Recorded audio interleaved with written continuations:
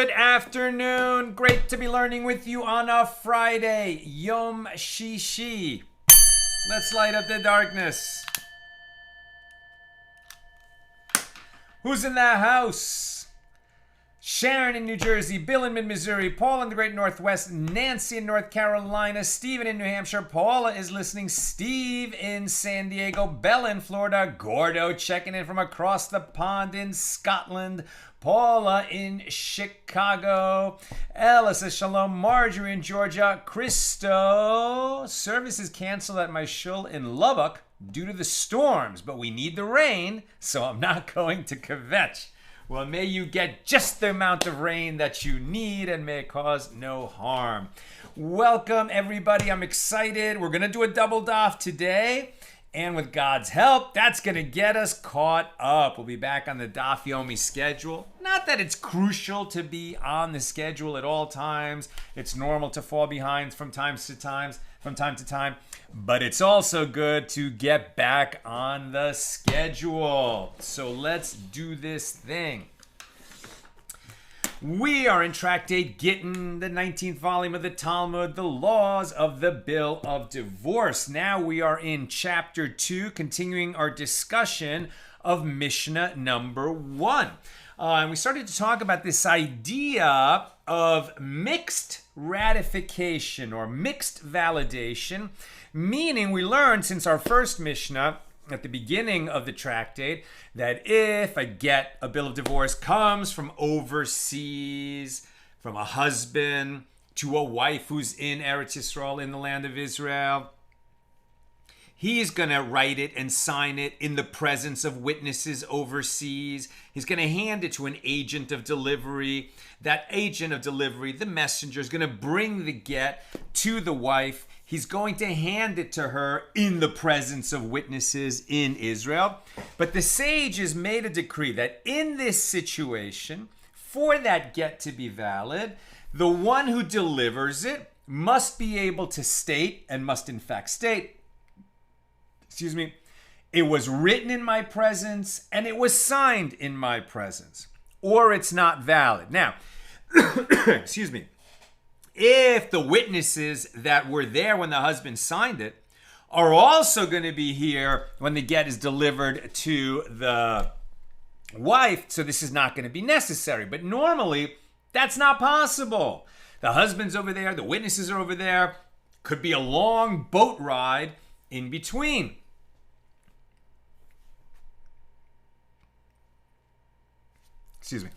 Could be a long boat ride in between.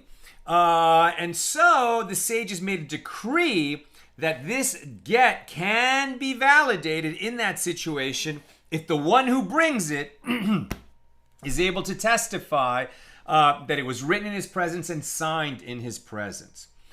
Now, in this chapter 2, the sages examine, well, what if he can't make that whole statement? What if two witnesses come as agents of delivery? One of them says it was written in my presence, and the other one says it was signed in my presence. Or if he says half of it was written in my presence, and the other one says half of it was written in my presence, etc. Where we split up this remember that this was a decree of the sages which would not apply to other kinds of contracts and financial documents that is possible for the bill of divorce for the wife's sake, so that she can complete her divorce and go on and remarry and not be stuck with a divorce that, is a divorce. She's not getting her husband back, but is not a divorce because they couldn't validate the document. So they made this possibility, but because it's a rabbinic decree for a specific policy purpose, we're not going to further sort of lower the standards of validating, ratifying a document beyond that. So we're not going to allow two people to split up the obligation or split up the duty of being able to say it was written in my presence and signed in my presence. And then by analogy, we were looking at some other areas of the law where we have, we need a full element, let's say, to make some kind of a legal structure, like a barrier between two domains, a public domain and a private domain, which needs to have a barrier between them for the purposes of carrying out or transferring things on Shabbos, what's going to be permitted, what's not going to be permitted, and for that barrier to to create an eruv so that within it we can carry on Shabbos. It's a whole other area of the law where we simply need that there be a barrier 10 handbreadths high. And so we said, oh, well, can we combine, if we have a fence that's only 5 handbreadths high, but it's sitting on top of an embankment that is 5 handbreadths high, can the embankment and the fence, which neither one of which is tall enough to create that barrier, can they combine to create that 10 handbreadths high barrier?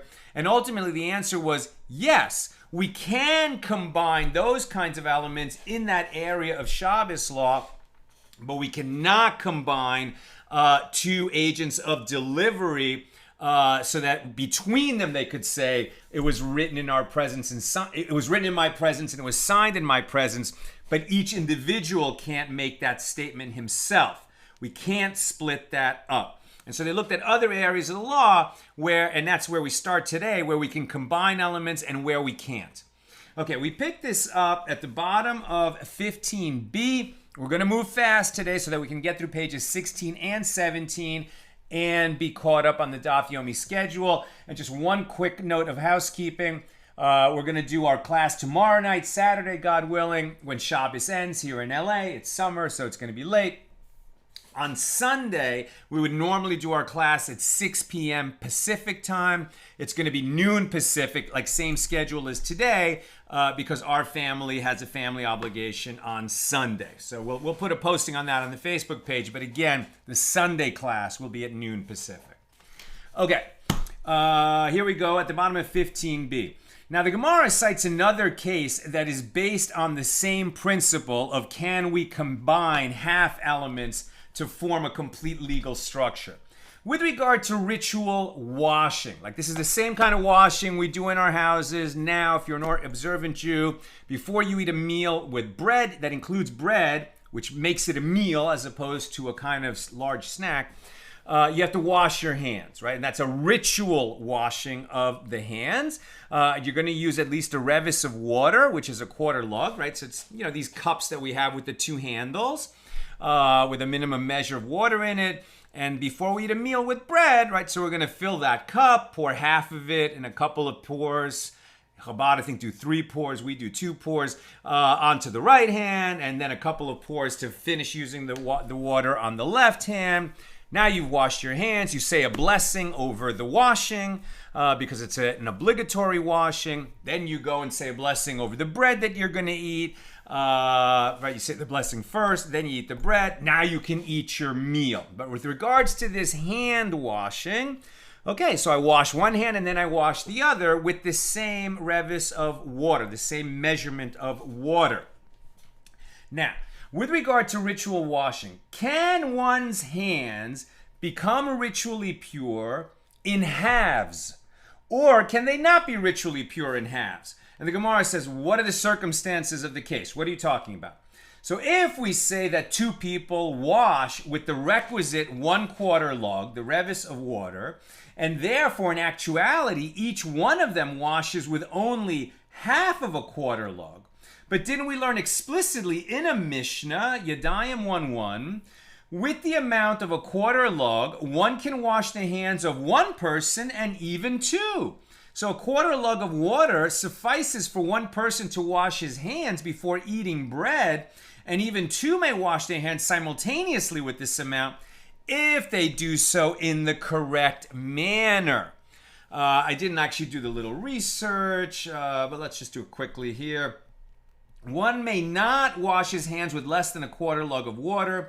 2 people can use a 1/4 lug of water to wash their hands together, provided that there is no pause in the stream.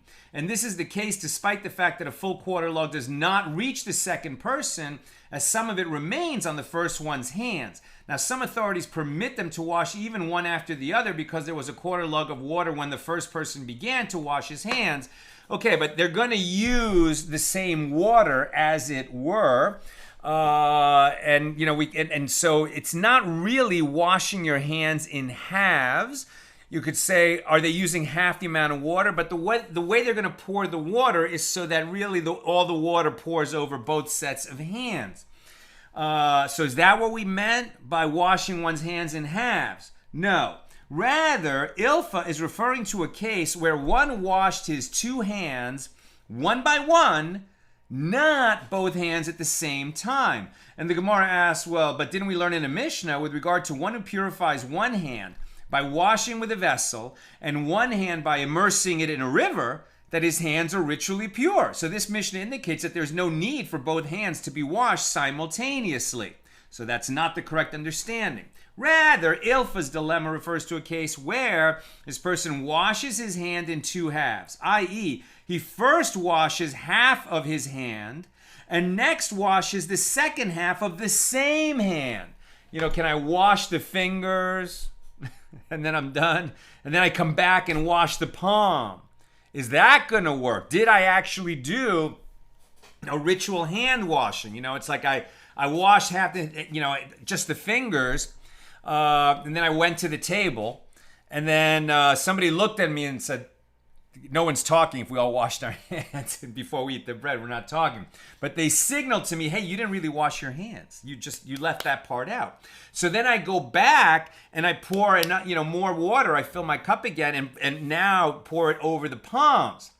But in one go of it, I never washed the whole hand. Is this Ilfa's dilemma?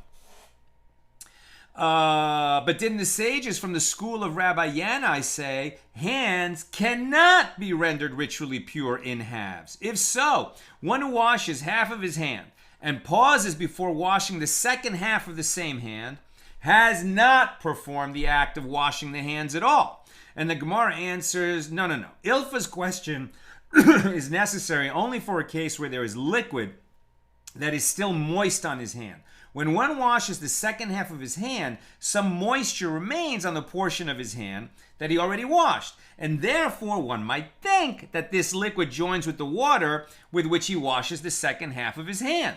And the Gemara asks, and when there is liquid that rendered one's hands moist, what of it? Is this really a relevant factor? But didn't we learn in a Mishnah, now we're in 16a, a stream of water and water descending in an incline and liquid that rendered an item moist do not connect, neither for ritual impurity nor for purity. These liquids do not connect for impurity. For example, if impure water is in one place and it becomes attached to another source of water pouring from above, the water above is not considered attached to the impure water and is not rendered impure. Impurity doesn't travel upstream, so that if a pool downstream, something fell into it that rendered it ritually impure, we're not going to say that somehow that impurity traveled against the current upstream and rendered an upper pool impure. We don't say that.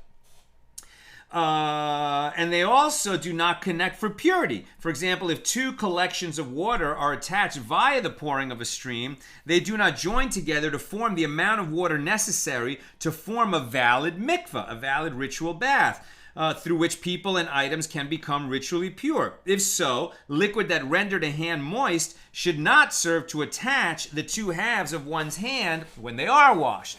And the Gemara answers, no, this dilemma is necessary in a case where there is liquid that rendered an item moist enough to render another item moist. In other words, the half of the hand that was washed is not merely moist, a little bit moist, rather it is wet enough to render something else moist. And the Gemara asks, we already learned this as well. With regard to liquid that can render an item moist enough to render another item moist, then it connects with other liquid. So what then is Ilfa's dilemma? Right? Because it seems like he did wash the hands all at once. So the Gemara suggests perhaps the law that liquid rendered an item moist enough to render another item moist joins with other liquid, and therefore joins with other liquid. This is stated only with regard to the issue of ritual baths, and this is in accordance with the opinion of Rabbi Yehuda. As we learned in a Mishnah, in the case of a ritual bath, a mikvah, that contains precisely 40 sa of liquid, which is the minimum measure of a mikvah, and two people descended and immersed in it, if both of them immersed at the same time, they are ritually pure. Okay, so the smallest volume of a mikveh for it to be a valid mikveh. Now, in ancient times, right, mikvahs were used with respect to the temple, that the priests had to immerse in the mikvah at various times. The high priest had to immerse. In modern times, there's only 2 obligatory uses of a mikvah, meaning that the person who immerses in the mikvah will say a blessing because they're fulfilling a commandment by immersing in the mikvah. One is for family purity, meaning that a wife, right, she has her monthly period, and then once the period ends and she counts 7 clean days, during that whole time, she and her husband are prohibited to touch each other. Then after the period ends, 7 clean days ends, she goes and immerses in the mikveh, comes out, and then she and her husband are permitted to each other again. That's a date night. And so that is using a mikveh and saying it with a bracha. And when a non-Jew converts to Judaism, he or she immerses in the mikveh and they say a blessing for that immersion. It's the last step of the conversion to Judaism. Now, there are a lot of Hasidic men who immerse in the mikveh regularly, in fact, every day in some traditions. But when they immerse in the mikveh, this is a tradition and not an obligation, so they don't say the blessing when they do that immersion. So that's what a ritual bath is, right? Usually when you go to a mikveh, it's some kind of a nice building, there's a locker room, and then the place where you immerse, there's like stairs that go down into it, and there's plenty of room, and you walk down into the nice warm water, and you can't have any clothing on or any jewelry or anything that would interpose between you and the water. And then you hold your breath, maybe hold your nose a little bit, and get down. You shouldn't hold your nose, but you get down into the water 3 times, like 3 dunkings in the water, and then you've done it. It's not like you're hanging out in the hot tub for a long time and meditating. You just get in the water, make sure you're fully immersed in it 3 times, and then you leave. That's immersion in a mikveh, and usually it's much larger than 40 sah. What is 40 sah of water? The minimum measure of a mikveh? It's like a bathtub, right? It's 3 cubic cubits is 40 sah, which is really not much larger than a bathtub. Okay, but that's the minimum measure that you would need for it to be a valid mikveh, because for most people, you can get your whole body underwater in a mikveh that size. If you're a really large person, no, but most people can get in it. Now, what they're saying is, even if 2 people get in such a small volume of water, if they can manage to both be completely underwater and not touching each other, okay, that's going to be a valid immersion in the mikveh. So now we're again in that idea of, can we do things that, in a combination where just like 2 people can't combine to say, it was signed in my presence and witnessed in my presence, if neither one of them can make that full statement, and we're not going to allow the combination. And we're looking at other areas of the law where we wonder if sort of combined, performance of a mitzvah, where they're doing it at the same time, or where neither is doing it completely, but between the 2 of them, they've done the whole thing. Is it going to be valid or not? Okay, so back to where we were.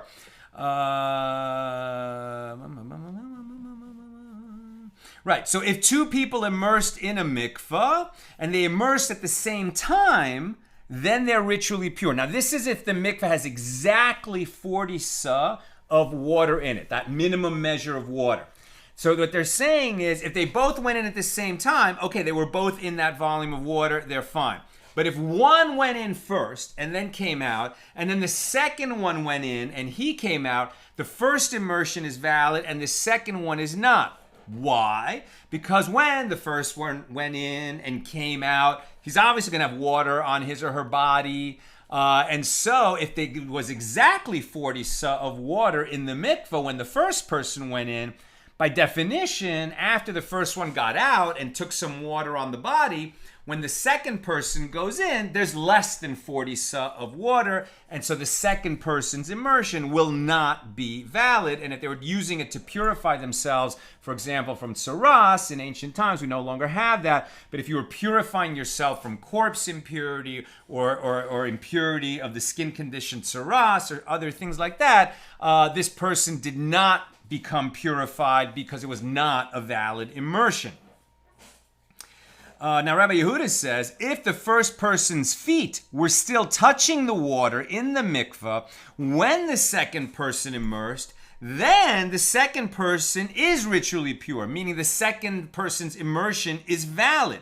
According to the opinion of Rabbi Yehuda, who's in the minority, the water left on the body of the person who has immersed connects with the water in the mikveh to constitute the requisite amount of water. So in Rabbi Yehuda's opinion, liquid that rendered an item moist enough to render another item moist joins together with other liquid, right? If the first person is still, his foot is still in the water, then the water on his body is joined with the water that's still in the mikveh to constitute that, exact measure of 40 sa, and that's why the second person's immersion is going to be valid. Whereas if that first person just gets out, then the water on his or her body is no longer joined to the water in the mikveh, and that's why the second person's immersion is invalid.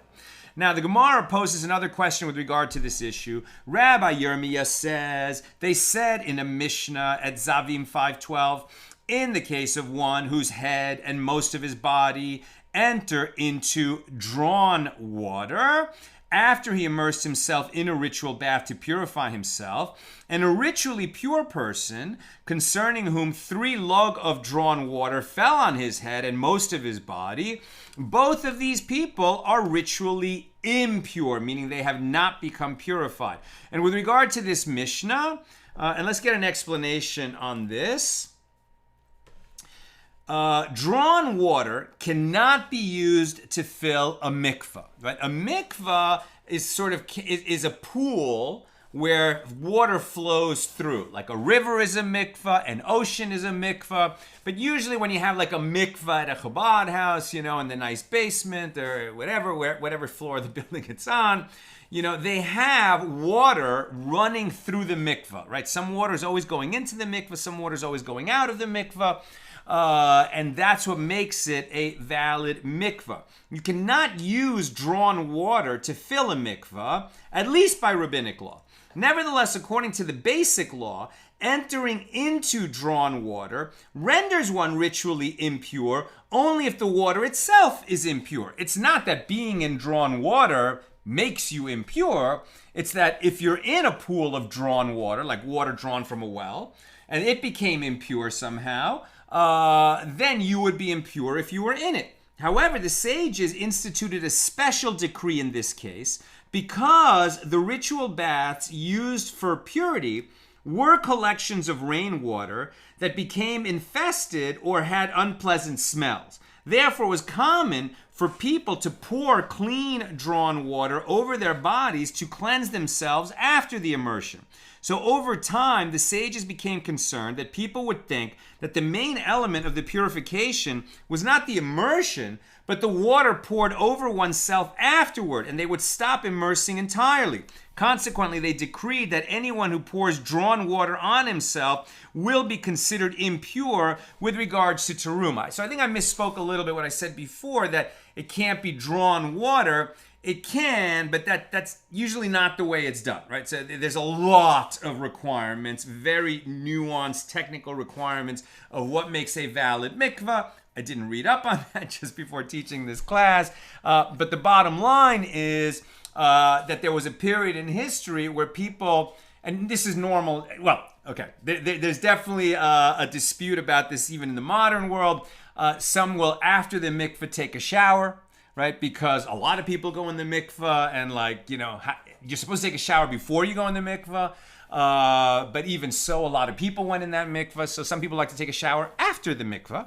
Some people say you shouldn't take a shower after the mikveh because you're sort of losing the spiritual uplift of having been in the mikveh. That's for another day. The point is that there was a time in history when the mikvahs were getting kind of gross. And so people would always pour a bucket of drawn water over themselves afterward. And then the sages came to be concerned that people misunderstood what was actually purifying them. It wasn't the drawn water poured over them afterward, but the actual immersion in the mikvah. Okay. So let's read that again. Rabbi Yirmiyah says, they said in a Mishnah, in the case of one whose head and most of his body enter into drawn water after he immersed himself in a mikveh to purify himself, and a ritually pure person concerning whom 3 log of drawn water fell on his head and most of his body, both of these people are ritually impure.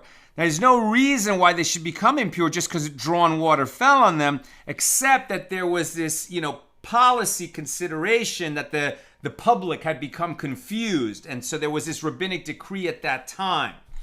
Now, Rabbi Yirmiyah raises a dilemma. If half of a person became purified by entering into drawn water, and half of him became purified by having water fall on him, what is the law? Do these acts join together to render him ritually impure or not? No answer is found, and so the Gemara says, Taiku. That question will stand. Similarly, Rav Papa says they said in a Mishnah, in the case of a sick person who experienced a seminal emission, right? So after you have sex, that's another thing that would render a person impure, and they need to immerse in a mikveh before they could enter the temple grounds, right? Right now we're assumed to all be technically tameh, ritually impure, because we don't know where all the graves are in the world, and we've all been walking over graves, and we can't become purified because we don't even have the waters of sprinkling that have the ashes of the red heifer in them. And that's why we no longer have, purification except for family purity and conversion. But like I said, in ancient times, and when they would do mikvah for the seminal emission and become purified before they could, for example, a priest would do this before he could eat teruma, which is consecrated food that only priests can eat and must be eaten in a state of purity. So Rav Papa says, they said in a Mishnah, in the case of a sick person who experienced a seminal emission, who had 9 kav of drawn water poured over him, this is sufficient to render him ritually pure. He's sick, meaning he can't make it to the mikveh, right? So he's not going to be able to go to a mikveh and immerse in the mikveh. But they took drawn water, like rainwater, the same amount of water that would be in a mikveh, and they poured that over him where he is, since he can't get to the mikveh. He needs to be purified because he had a seminal emission. So for this person, he is considered pure according to Rav Papa. Now Rav Papa raises a dilemma. If half of him is purified by immersion and half of him through this act of pouring, then what is the law? Now we're much more like how we got here. One person says it was written in my presence. The other one says it was signed in my presence. Can they combine to say between us it was written and signed in our presence? The answer was no. Here you have a case where a person was only able to immerse half of his body, and then the other half of his body had the same quantity of water that's in a mikveh poured over him, but it was 2 separate acts. Do they combine to render this person ritually pure or not? Answer, we don't know. That dilemma will stand unresolved. Now the Mishnah taught that if one says, we're back to the delivery of the get, the Mishnah taught, if one person says it was written in my presence and the other one said it was signed in my presence, the bill of divorce is not valid. So Rav Shmuel Bar Yehuda says that Rabbi Yochanan says they taught that the document is invalid only if the bill of divorce was not produced by both of them in court. In other words, this law applies only if they were not both agents for bringing this bill of divorce. Rather, one of them alone fulfilled this role, and he did not say it was written in my presence and it was signed in my presence in accordance with the rabbinic decree. However, right, so if only one of them can say it was, if neither one of them can say it was written in my presence and signed in my presence, right, then the fact that the one who brought it to deliver it says it was, written in my presence and signed him. He only says it was written in my presence. And then this other one comes and says, well, it was written in my presence and signed in my presence, but he's not the one who delivers it. So it's not going to work. But if two people come, right, and they're both there to deliver it to the woman, and one of them says it was written in my presence and the other one says it was signed in my presence, it really doesn't matter what they say, because now we don't have the case of only one person delivering the get. We have two people delivering the get who in some way were there, right, when it was written and got it from the husband. They might not have, maybe that both of them didn't see it both written and signed, but they know that it's a valid get and they're both bringing it. Now the decree that one must be able to state it was written in my presence and signed in my presence, that decree doesn't apply because we don't have one agent of delivery, we have two. Right? This was taught that one person must say written and signed in my presence. This was taught only the bill of divorce was not produced by both of them.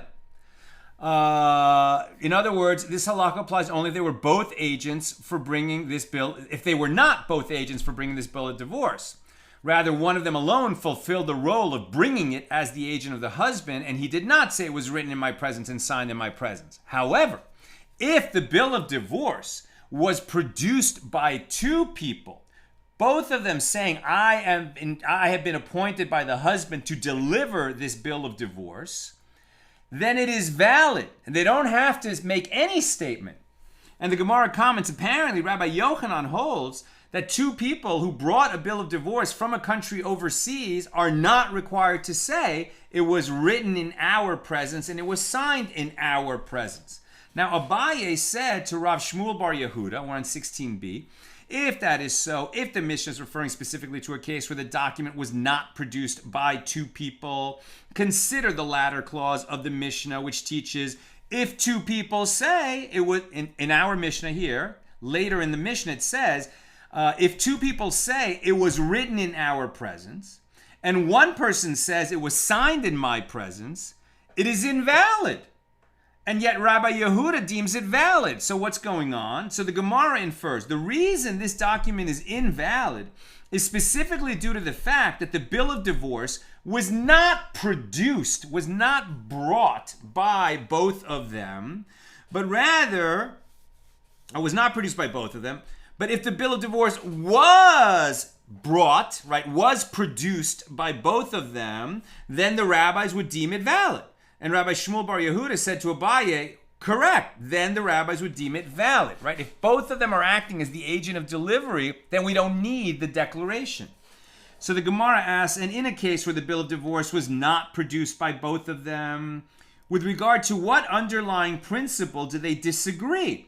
In our Mishnah, and the Gemara explains, one sage, the majority, the rabbis, holds that the sage's decree that it is invalid lest people will come to confuse this case with the typical situation of ratification of legal documents. In other words, they will think it is possible to ratify other documents by the testimony of one witness, which after all, when this agent of delivery says it was written in my presence and signed in my presence, he is one witness. He's not the only witness when it was written. Right? When it was written, the husband wrote the get, and there were two witnesses watching him write and sign it, and those witnesses signed it.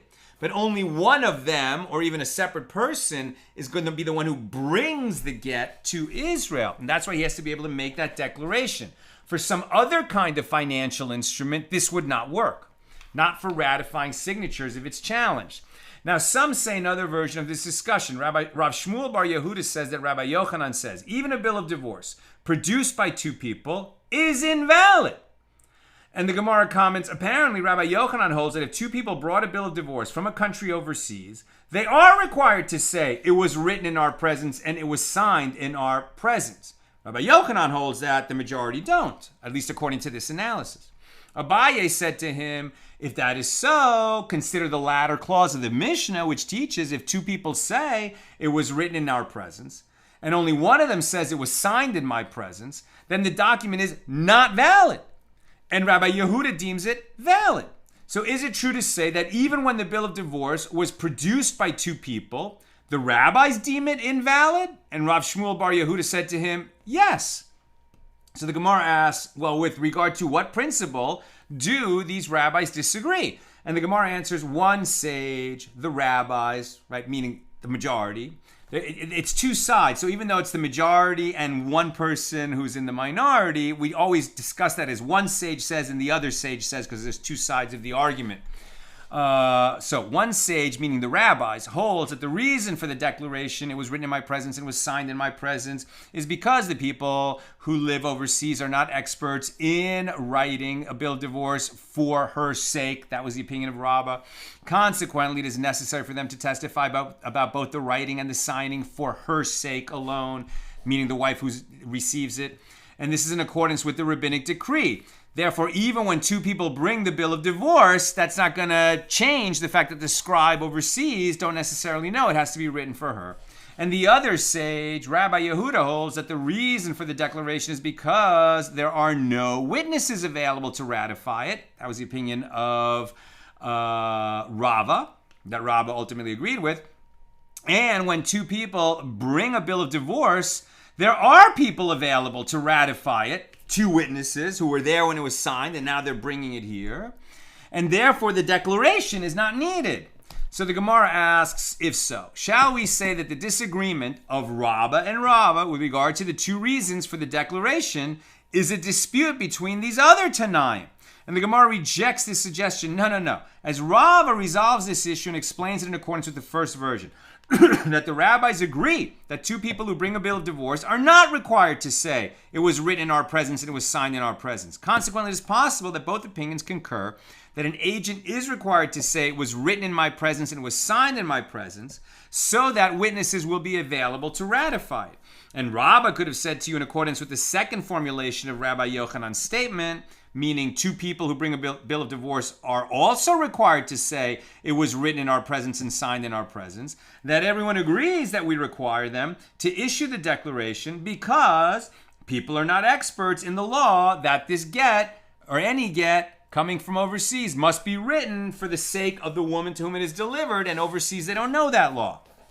And with what are we dealing here? We are dealing with the period after they learned to write a bill of divorce for her sake, even overseas. And that was no longer a concern that the scribes abroad did not know that a get has to be written for the sake of a particular woman.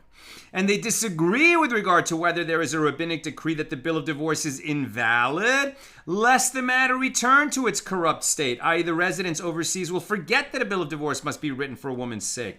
And one sage, the rabbis, hold that the sage's decree that it is invalid for this reason, and therefore the declaration is still required even after the scribes abroad learn this law. And the other sage, Rabbi Yehuda, holds the sages do not decree that it is invalid, lest they forget the law. And the Gemara asks, but if so, let Rabbi Yehuda disagree also with regard to the first clause of the Mishna concerning the case where one agent says it was written in my presence and the other agent says it was signed in my presence. Why does he disagree only about a case where two come and say that the document was written in their presence? And the Gemara answers, Rabbi Yehuda disagrees even with regard to the first clause, as it was already stated with regard to the Mishnah that Ula said Rabbi Yehuda was in disagreement even with regard to the first clause. And Rabbi Shaya raises an objection to the opinion of Ula from the following Baraisa. Rabbi Yehuda deems the bill of divorce valid in this case, but not in another case. And what? Is it not correct to say that this serves to exclude a case where one says it was written in my presence and the other says it was signed in my presence? And the Gemara rejects this suggestion. No, this serves to exclude a case where only one witness testified that it was signed in my presence, but it was not written in my presence. And the Gemara asks, why is it necessary to exclude this case? It might enter your mind to say, since Rabbi Yehuda did not issue a rabbinic decree that it is invalid, lest the matter return to its corrupt state, right? That right now the sages overseas know that a get must be written for the sake of a particular woman, but perhaps at some point they won't know, and we're not going to change the law in case the matter returns to its corrupt state. So perhaps Rabbi Yehuda also did not decree that it is invalid, lest people will come to confuse this case with the typical situation of ratification of legal documents, which cannot be performed with one witness. Consequently, the Baraisa teaches us that although Rabbi Yehuda is not concerned about people forgetting the law, and therefore holds that there is no longer any reason to be worried about the document not being written for her sake ab initio, nevertheless, he is still concerned that a bill of divorce might be confused with other legal documents. And it was also stated, similar to Rabbi Yochanan's statement, but in the name of a different Amora, that Rav Yehuda says, with regard to two people who brought a bill of divorce from a country overseas, we have arrived at the dispute between Rabbi Yehuda and the rabbis. Let's go to a specific incident. The Gemara relates, Rabba bar Chana was weak, and Rav Yehuda and Rabba entered to visit him and inquire about his well-being. While they were there, they raised a dilemma before him with regard to two people who brought a bill of divorce from a country overseas. Are they required to say, it was written in our presence and it was signed in our presence, or are they not required to make this declaration? Right? Because both of them were there, the witnesses that were there when the husband signed it, two of them, are now available when it's being delivered to the wife. That's why they don't need to make the declaration. But because if we make that, if the sages issue that as a blanket policy, it might come to be confused with something else. We're being careful, right?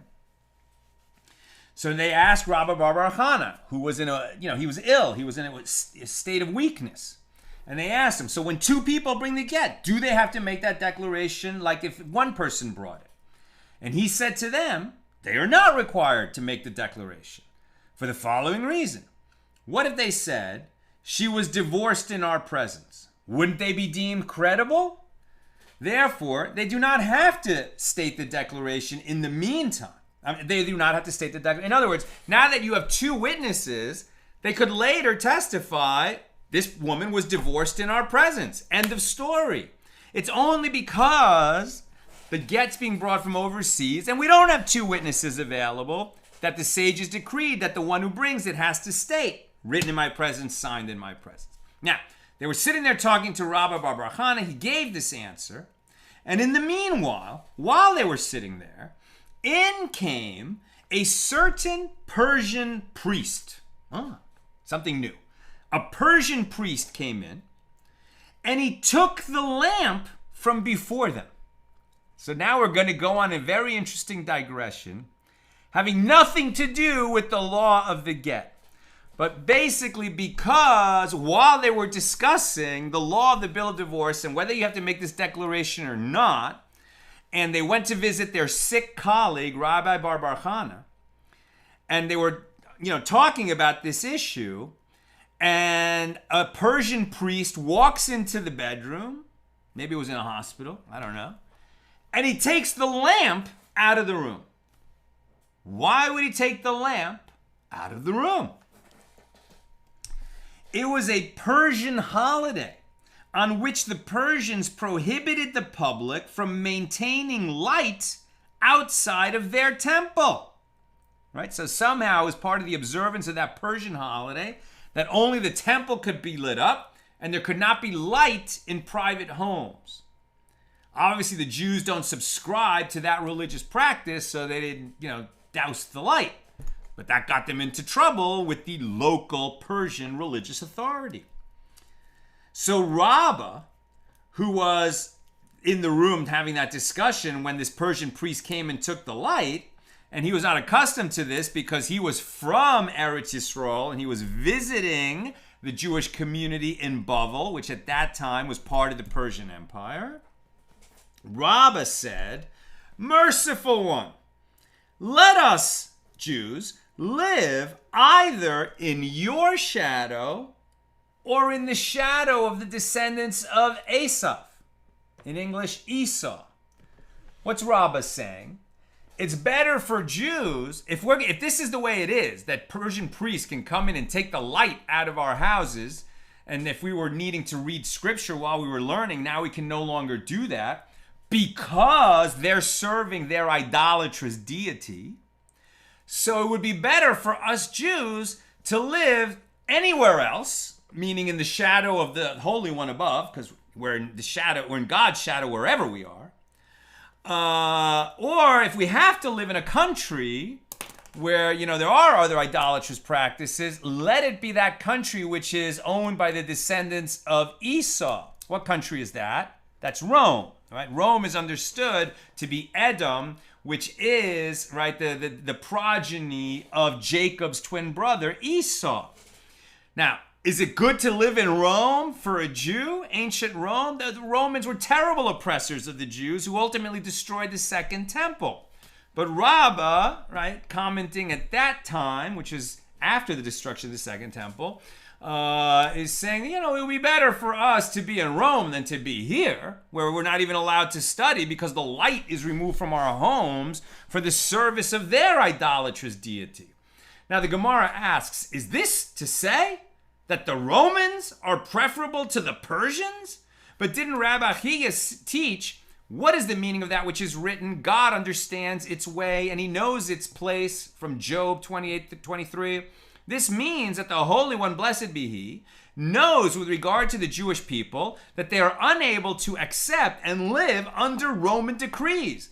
And therefore he arose and exiled the Jews to Babylonia, where it's better for them. And in fact, what are we reading? The Babylonian Talmud, meaning that the Jewish community in Babylonia, which had become part of the Persian Empire at this time, was a much better place for the Jews to live and to teach and to learn Torah and to prosper, because the Romans were much more oppressive. And that's why the Jerusalem Talmud, which was composed, within the Roman Empire and under the Roman oppression in Israel, was never completed.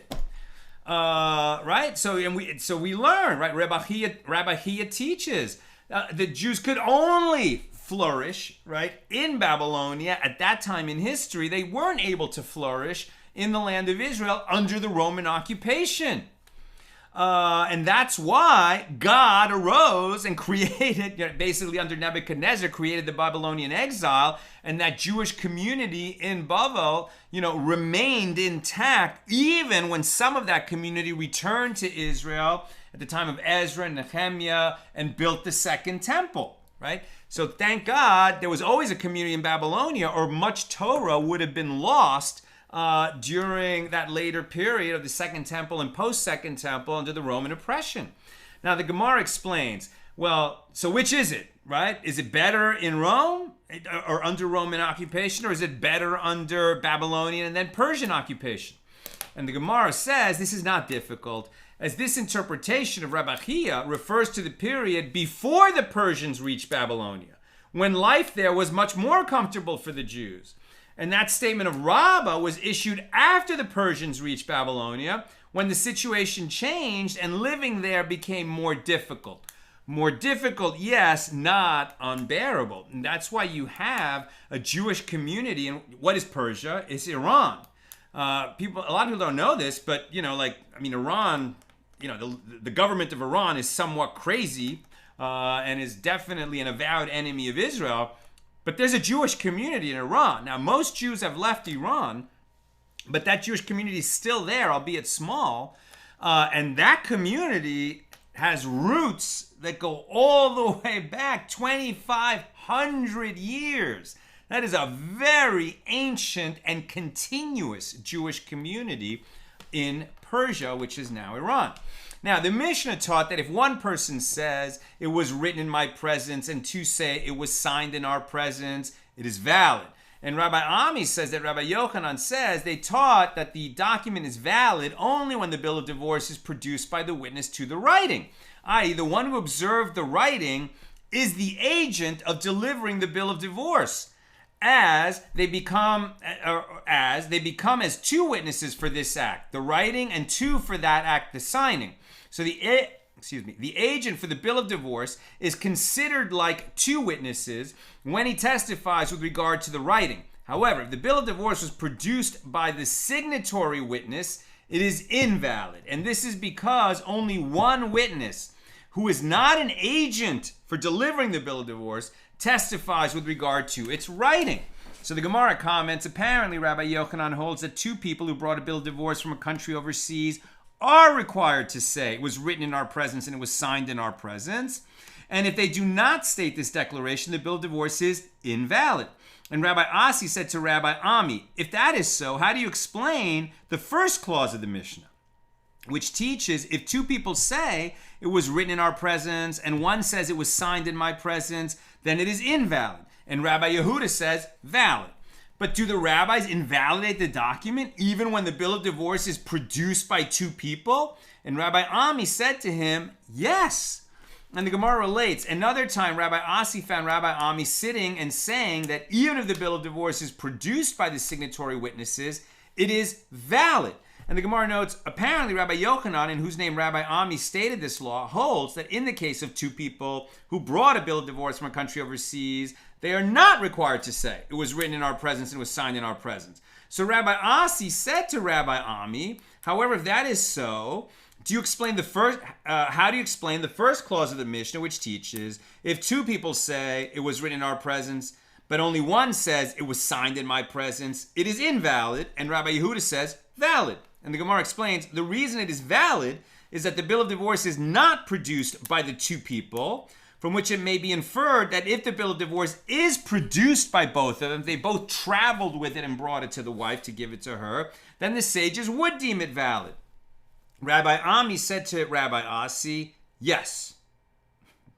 Rabbi Asi said, but the other time you told us different. You said it would not be that way. Right? The other time you indicated the opposite conclusion. When I asked if that was the correct inference, you affirmed that my reasoning was correct that time, which is the opposite of what you're saying now. And Rabbi Ami said to him, what I am now telling you is a spike that will not move. You can rely on this ruling, and I retract my previous statement. If you find these issues confusing, you're in good company. Even Rabbi Ami was confused, but they finally worked it out. And that's the end of our discussion of Mishnah number 1. Now we're going to Mishnah number 2. What I will say at this point, we're working, struggling to keep these issues straight in our minds for the sake of learning lishma, right? We're just learning for the sake of learning. If you ever need to get a divorce, you're a Jewish man, you're sending a get to your Jewish wife who's in another country, or one is in Israel, one is not. You're not going to rely on what you heard here today to figure it all out on your own. You're going to go to a beis din of experts in marriage law and divorce law, rabbinic court that are expert in these issues, and they'll guide you and it'll be fine, right? This is commonly done. It happens all the time, sadly, that couples divorce and sometimes they're not in the same location when the divorce happens. And currently in the world, there's a beis din in every major city, and the husband can go to the beis din and write out that bill of divorce, and then it's going to get delivered to the wife in that other country, and there's going to be witnesses when he signs, there's going to be witnesses when it's delivered to her, and you're going to get a valid get and a valid divorce. Mishnah number 2. We're near the end of page 17a. If a bill of divorce was written during the day and it was signed on the same day, that's going to be good. That's what you want. Or if it was written at night and it was signed on the same night, good. Or if it was written at night and signed on the following day, then it is valid. Why? Because a day on the Jewish calendar begins at night. Right? Each time we get to nightfall, it's a new day in the Jewish calendar. So if you write it at night and sign it the next morning, so it's written and signed on the same calendar day. But you see where this is going? If you write the bill of divorce during the daytime and then you sign it that night, okay, then it was written on one calendar date and signed on the next. That's the problem.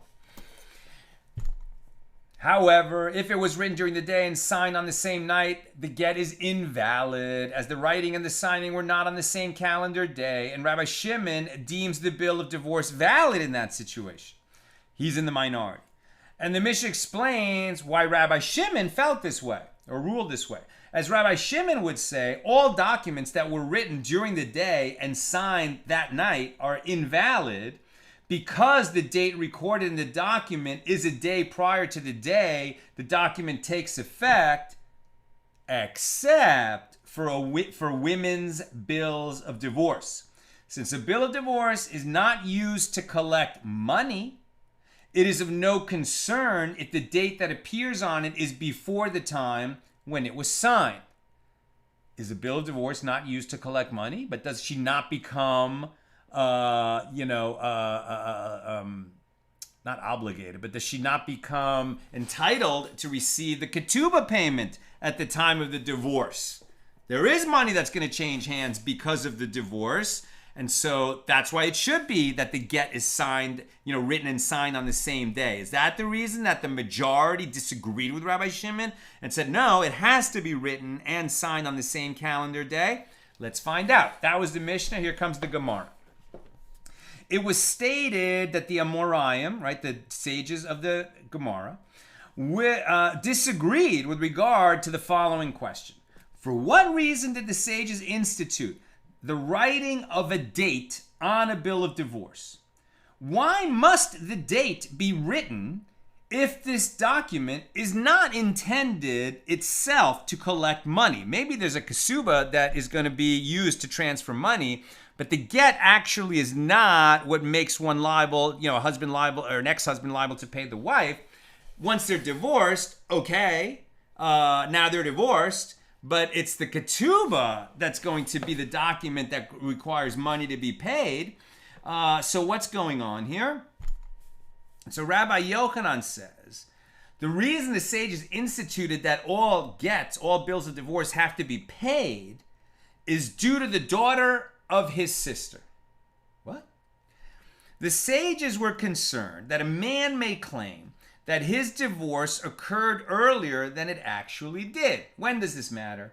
For example, if one was married to his niece, icky, we don't like that, but under Torah law, it's permitted that a man can marry his niece, and she committed adultery, he may nevertheless desire to protect her judicial sanction and claim that they were already divorced at the time of her infidelity, because she was both his wife and his relative that he cares about, right? If she cheated on him, so he might divorce her, he has to divorce her, but he might make the divorce happen earlier so that she won't be liable to the punishment for adultery, to protect her. The problem is that's a nice impulse on the uncle, an ex-husband's part. But if in fact she committed adultery and that adultery produces a child, that child is a mamzer. And if you backdate the get so that she won't actually be guilty of adultery, then you would have, rendered a mamzer not a mamzer, but he is a mamzer, and so no other Jew should marry the mamzer, and that's why they want clarity in this situation. The sages want clarity. Now, Reish Lakish says, no, that's not the reason that they said that a bill of divorce has to be dated. The ordinance was instituted due to the produce of her usufruct property, meaning a husband owns the produce of fields that belong to his wife, meaning she brought them into the marriage, up to the moment that the divorce takes effect. They're going to remain her fields. If they get divorced, she takes her fields with her. But while they're married, he's entitled to the produce that's grown on those fields as her husband. When does he stop being entitled? When they get a divorce. So he might want to change the date so that he can, get more produce, right? So the sages instituted an ordinance that bills of divorce must be dated because she needs to be able to establish the time of the divorce in case the husband sold or consumed the produce of fields that belong to her after the divorce. If there is no date on the bill of divorce, he will be able to claim that the produce was sold or consumed before the divorce took place. So the Gemara asks, what is the reason that Reish Lakish did not say in accordance with the opinion of Rabbi Yochanan? And the Gemara answers, Reish Lakish could have said to you, now we're on 17b, adultery is infrequent, and the sages would not institute the dating of a bill of divorce to avoid that infrequent problem. And then the Gemara says, well, what is the reason that Rabbi Yochanan did not agree with Reish Lakish, did not say in accordance with the reason of Reish Lakish? And the Gemara answers that he holds that the produce belongs to the husband until the time of the giving of the bill of divorce. And only afterward does the woman have the rights to the produce of her property. If she attempts to collect the value of the produce sold after her divorce, she will be asked to prove when she received the bill of divorce, when she received it, not when it was written and signed. So the Gemara continues and asks, granted, according to Reish Lakish, due to that reason, Rabbi Shimon deems valid a bill of divorce that was signed on the day after it was the day that it was written, because he holds that the rights of the produce of usufruct property revert to the woman the moment the bill of divorce is written. She is therefore within her rights to collect these monies from the date written in the bill of divorce, even if it was given at a later date. However, according to Rabbi Yochanan, who holds that the reason for writing the date is to prevent the husband from shielding his wife from punishment for her infidelity, what is the reason that Rabbi Shimon deems it valid? There is still a concern that he will have the bill of divorce written and dated earlier in order to protect her. And the Gemara answers, Rabbi Yochanan would have said to you, I am not speaking in accordance with the opinion of Rabbi Shimon, as he clearly is not concerned about the husband shielding his wife from punishment. When I speak, it is in accordance with the opinion of the rabbis, who hold that if the bill of divorce was signed on the night following its writing, it is invalid.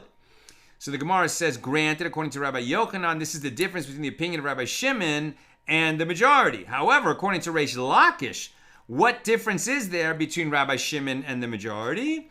And the Gemara answers, the practical difference between them pertains to the produce of the wife's property from the time of the writing until the time of the signing. According to the rabbis, the rights to the produce revert to the wife only once the bill of divorce is signed, and the bill of divorce must be dated then. According to Rabbi Shimon, the women's rights to the produce go into effect the moment the bill of divorce is written, and the date on which it was signed is irrelevant. I'm almost done. Questions or comments, get them in. So the Gemara challenges the explanation as to why Rabbi Yochanan does not agree with Reish Lakish, but didn't we hear Rabbi Yochanan and Reish Lakish say the opposite of this? As it is stated that they had a dispute with regard to the question, from when does the court remove the property from the possession of the husband? I.e., when does he lose his right to the produce? And Rabbi Yochanan said, from the time of the writing of the bill of divorce, and Reish Lakish said, from the time of the giving of the bill of divorce.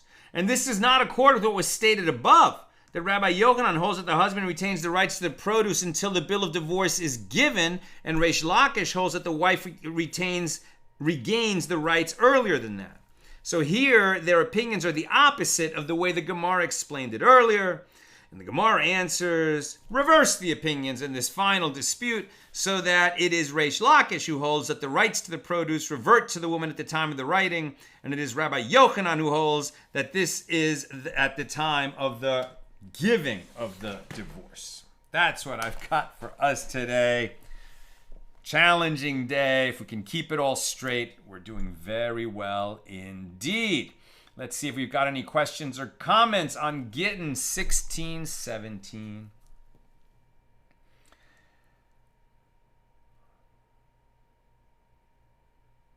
Karen, does anybody study the Jerusalem Talmud in the present day? Absolutely. I think there might even be a Yerushalmi Daf Yomi program. I'm not sure about that because it's an incomplete Talmud. But do we look up opinions in the Yerushalmi to compare them to the Bavli? All the time. It comes up very often here in the notes, Rav Steinsaltz's notes in the Koran Talmud, to clarify certain discussions and laws that come up in the Bavli and the Babylonian Talmud. We compare the same discussion whenever possible as it was recorded in the Yerushalmi, in the Jerusalem Talmud. And sometimes we find differences, sometimes we find nuanced differences, and that helps clarify our understanding. So definitely people study the Yerushalmi. Tom, didn't we study one tractate from the Yerushalmi because it wasn't in the Bavli? That sounds familiar, but I'm not sure if that's the correct way to characterize it. What is for sure is that there is not a Gemara on every tractate of the Mishna, right? So sometimes you hear me refer, for example, to tractate Peah in the Mishnah, right? So the laws of the corner of the field, which is left unharvested so that the poor people can come in and harvest that. That's called Peah, same word as payas, right? The corners of the scalp where the Hasidic men let the hair grow. It's because the word Peah means corner.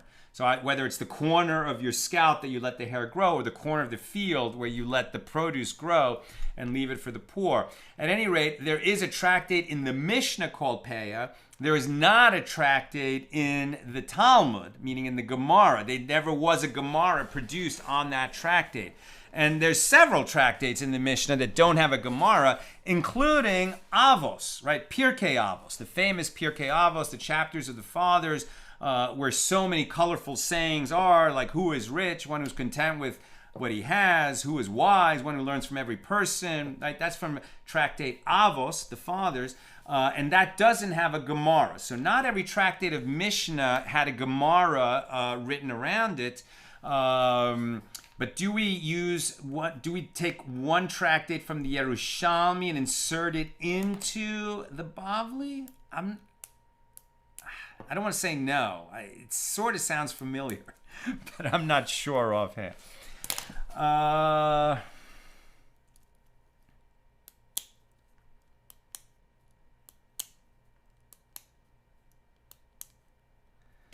Okay, so Joseph is asking, friends and I were studying Torah last night, and we were discussing the mikveh, the ritual bath, and the question came up, does the mikveh ever have anything to do with teshuvah, making atonement, if a sin makes you unclean, or is the mikveh just for ritual and not moral impurities? It is not about moral impurity.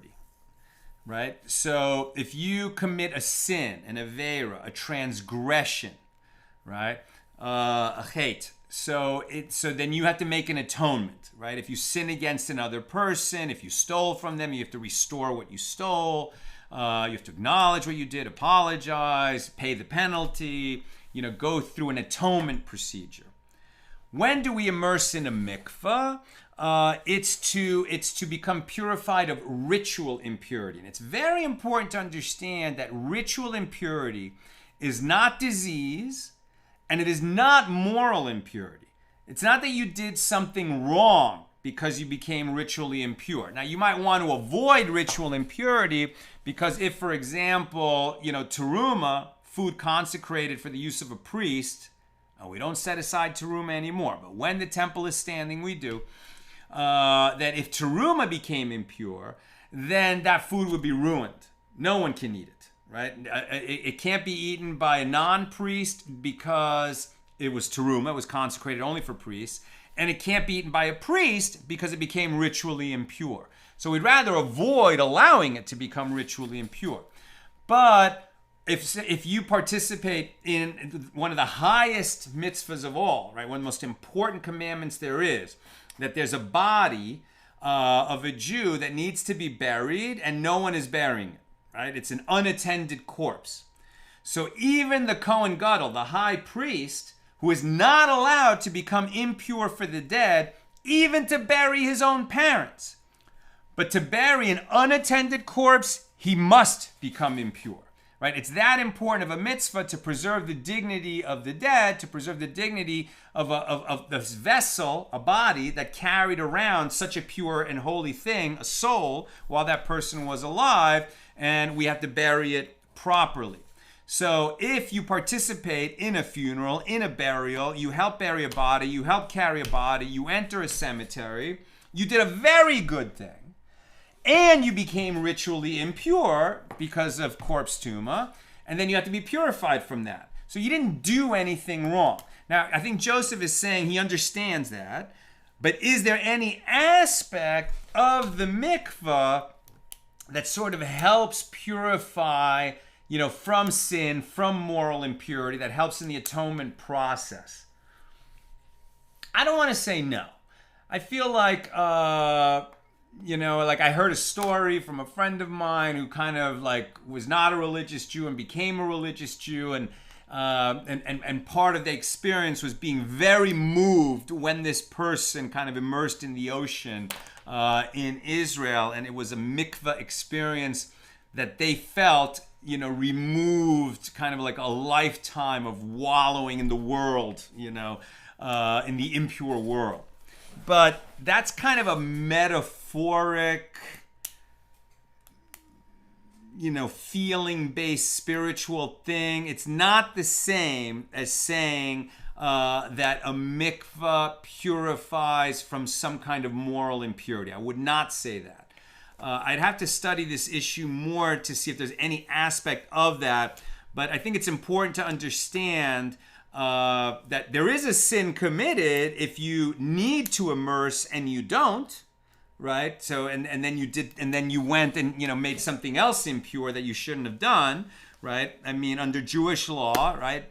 Husbands and wives are not permitted to each other while she's having her menses or for 7 days afterward. And only after she then immerses in the mikvah and at nightfall or waits for nightfall, and then the husband and wife become permitted to each other again. If you don't do that, that is a transgression. But it's not that the water of the mikvah and the immersion in the mikvah purifies you of sin. It only purifies you of some kind of ritual impurity, and that it doesn't have the valorization of good or bad, sinful or not sinful. It's not about that. It's really about ritual impurity. That's what I've got for us today. Remember, Sunday, it's going to be at noon. But first, we'll have a Saturday night class. It's summer. It'll be late. But, we'll have a very short page, actually, tomorrow night after Shabbos ends here in LA. And then Sunday normally would be 6 p.m. Pacific. This Sunday, it's going to be at noon. It was a long class today. You did great.